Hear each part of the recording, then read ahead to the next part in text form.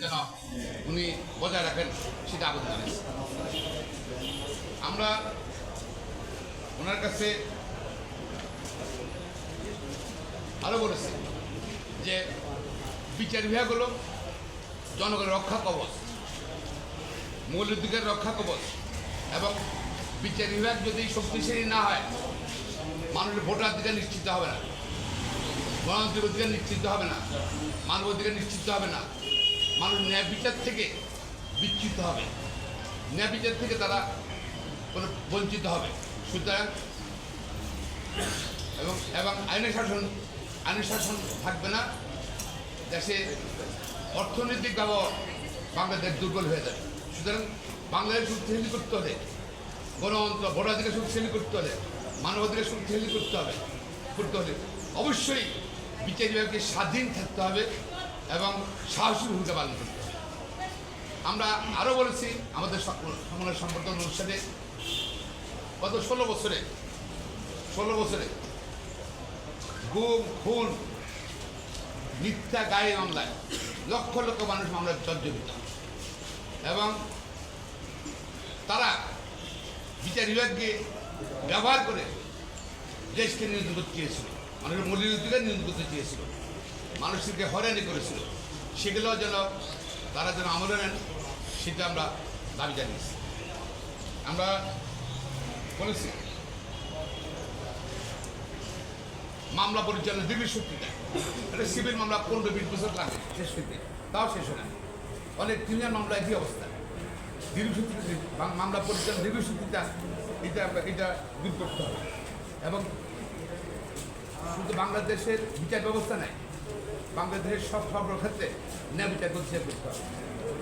অর্থনৈতিক বৈষম্য দেশের যেটা হয়েছে, হ্যাঁ, অর্থনৈতিক বৈষম্য, সম্পদের সুসম্পন্ন হচ্ছে এবং লুটপাট হচ্ছে, এগুলো ব্যাপারে বিচার বিভাগ শক্তিশালী ভূমিকা করতে হবে।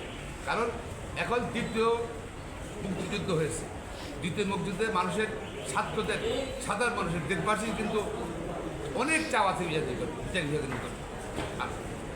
এবং আমরা আশা করি যে আপনাদের মাধ্যমে দেশবাসীর সে আশা পূর্ণ হবে। সর্বশেষে বলেছি আইনজীবীরা বিচার বিভাগের অংশ, আইনজীবীদেরকে সুরক্ষা দিতে হবে সর্বক্ষেত্রে, পাশাপাশি আইনজীবীদের কর্মপরিবেশ সৃষ্টি করতে হবে, নির্বাচনে কাজ করতে পারে, সুযোগ সুবিধা কাজ করতে পারে। যেমন বসার জায়গা, আইনজীবীদের বসার জায়গা, কিউবিকাল, এইসব ব্যাপারে আমরা দাবি জানিয়েছি। আমরা আশা করছি ওনার নিকট সর্বশেষে আবার বলছি তার নিকট আমরা বাংলাদেশে আইনের শাসন প্রতিষ্ঠা, গণতন্ত্রের প্রতিষ্ঠা, মানবাধিকার প্রতিষ্ঠা, মিথ্যা মামলা বন্ধ করা, ভবিষ্যতে এবং আগের গায়ে মিথ্যা মামলা, গুম সবগুলোর বিচার আমরা হবে আশা করছি। পাশাপাশি তথাগত ক্রসফায়ারের নামে যা হত্যা হয়েছে সেগুলো বিচার হওয়া বলে আমরা মনে করি। এবং ছাত্রগণ আন্দোলনে যারা নিহত হয়েছে, যারা আহত হয়েছে, তারা যেন ন্যায় বিচার পায়, সেই জন্য নিশ্চিত করার জন্য, বিচার নিশ্চিত করার জন্য আমরা তার আবেদন করছি। সুপ্রিম কোর্ট আপিল ডিভিশনে বাংলাদেশের প্রধান বিচারপতি জনাব সৈয়দ রিফাত আহমেদ সাহেব, তাকে সুপ্রিম কোর্ট আইনজীবী সমিতির পক্ষ থেকে সম্বর্ধনা দেওয়া হয়েছে। এই সম্বর্ধনায় এত আইনজীবী উপস্থিত হয়েছেন যে অডিটোরিয়াম ভর্তি হয়ে আর 3-4 অডিটোরিয়াম লোক বাইরে হয়ে যাচ্ছে, এবং আইনজীবীরা এত আনন্দিত, উৎফুল্ল।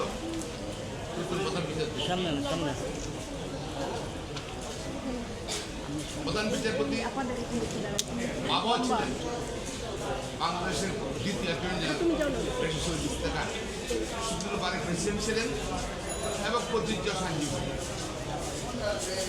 তার নানা ছিলেন বিচারপতি ইব্রাহিম সাহেব, তিনিও অত্যন্ত নাম করে বিচারপতি। ওনার মা ছিলেন ভাষা আন্দোলনের, উনি ছিলেন শহীদ। আমরা বলেছি যে বক্তৃতার শুরুতে বলেছি মুক্তিযুদ্ধের শহীদ বীর মুক্তিযোদ্ধাদের স্মরণ করেছি। সঙ্গে সঙ্গে একইভাবে সাম্প্রতিক ছাত্র জনতার গণ অভ্যুত্থানে যারা শহীদ হয়েছেন, আহত হয়েছেন, আহত অবস্থায় মৃত্যুর সাথে পাঞ্জা লড়ছেন, তাদেরও স্মরণ করেছি।